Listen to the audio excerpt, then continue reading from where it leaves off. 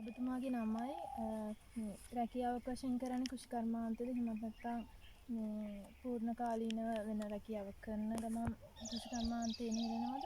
මම ලලිත් කුමාර මේ මං පූර්ණ කාලීනව ගොවිතැන් කරන්නේ. ඒ කියන්නේ මේක නිදහස්. එතකොට දැන් කෘෂිකර්මාන්තය කරගෙන යද්දී මොන වගේ අභියෝග තියෙන මොනවද? ඒක නම් එකක් කියලා කියන්න බෑ. එකක් කාලගුණයත් එක්ක අපිට ලැබෙන දේ අපි ලබා ගන්න වෙනවා කොහොම කරා.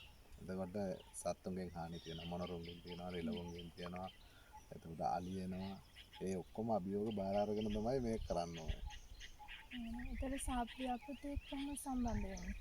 සාප්පියපතෙන් දුන්න බීජ තමයි මේ තියෙන්නේ. මේ විශේෂයෙන් අපිට මට නම් ලැබුණ රටක විතරයි ඒක මට ලැබිච්ච එක නෙවෙයි. ඒ වුණාට ඒ දුන්නු එකක් අරගෙන හැදුවේ. මේ ඒ වුණත් මේ සාප්පියපතෙන් ලොකු සේවයක් කරනවා. ඒකේ හරි ප්‍රතිඵල හැමෝම ගන්නෙ නැහැ.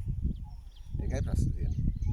ඒතර ඉස්සරහට දැන් ව්‍යාපෘති හරහා මොන වගේ දේවල්ද බලාපොරොත්තු වෙන්නේ? ව්‍යාපෘති හරහා ඉස්සරහට ඒ ටික දැනුවත් කරන්න පෙරම මගේ පල්ලෙහා කොටසට යන්න කිව්වේ. මම මේකට අමතරව එළවලු ව්‍යාපාර තමයි කරන්නේ. ඒකෙදි අපි මිලත් එක්ක මිල යන විදිහ බලලා ඒ මාස වලට අදාළව ගොවිතැන් මාරු කරනවා කියන්නේ. ඒ කියන්නේ සමහර වෙලාවට දැන් පහුගිය කාලේ මිරිස් කරා. ඒක මිරිස් වලින් අපි දන්නවා මිරිස් මිල යන්නට ආයෙන්නේ. ඒකට අනුගත වෙලා ඒක කොහොමද කරගෙන යන්නේ කියන එක අපි තමයි ප්ලෑන් කරන්නේ. මොකද ඒක හරියට ලියලා කරලා කරන්න පුළුවන් දෙයක් නෙමෙයි. ඒක නිසා අපේ අත්දැකීමයි අපේ මුදල් තියෙන විදිහයි ඒ ඔක්කොම බලාගෙන තමයි අපි ඒවත් කරන්නේ. ඔව් දැන් ඉස්සරහට දැන් මේ කෘෂිකර්මාන්තයට ගොඩක් අය යොමු වෙන්නේ නැහැනේ. ඇත්තටම එතකොට ඒගොල්ලන්ට මොන වගේ පණිවිඩයක්ද දෙන්න තියෙන්නේ? එහෙමයි කෘෂිකර්මාන්තයට ගොඩක් අය යොමු වෙන්නේ නැහැ කියන එක කියන්න බෑ. යොමු වෙනවා. යොමු වෙද්දී එයාලට තියෙන ප්‍රශ්නේ තමයි හැමෝම කරන දේ එයාලා කරන එක. ඒක තමයි පළවෙනියෙන්ම තේරුම් කරලා දෙන්න ඕනේ. වෙළඳපොළ මොකද්ද? වෙළඳපොළට අවශ්‍ය මොකද්ද? ඒක දැනගෙන ගොවිතැන් කරනවා නම් මේකෙන් පරදින්නේ නැහැ.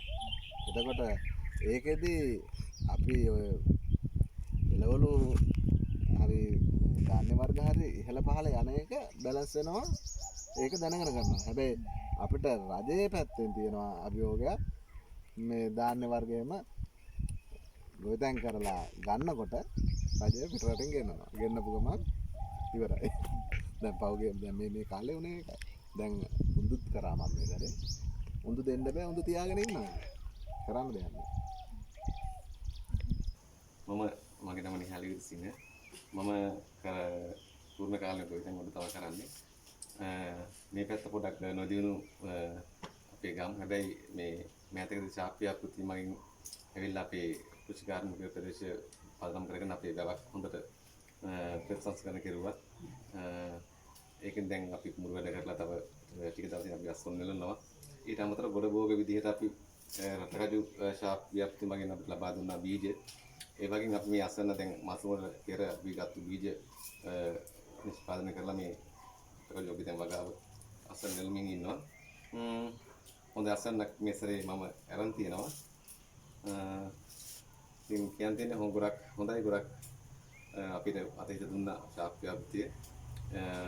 තව ඉස්සරහටත් මම හිතන්නේ ගොඩක් ව්‍යාපෘතිය වෙලා තමයි ශාප්පියපෘති මගින් මේ මම්මාවත් හදනවා කියලා අපිට වොන්දුලා තියෙනවා. මම හිතනවා ඒවා අනිවාර්යෙන් සිද්ධ වෙයි කියලා ගොඩක් සතුටුයි.